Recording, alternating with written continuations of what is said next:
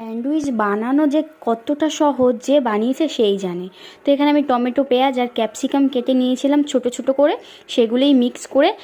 আর এখানে আছে veg mayonnaise. তো এখানে আমি গোলমরিচ দিয়ে দিলাম, তারপর মেয়োনিজ দিয়ে ভালো করে মিক্স করে নেব একসঙ্গে। তোমরা চাইলে আলাদা আলাদা করে দিতেই পারো, তো এইভাবে দিলে ঝামেলা লাগে না, তার জন্য এইভাবেই করে দিলাম।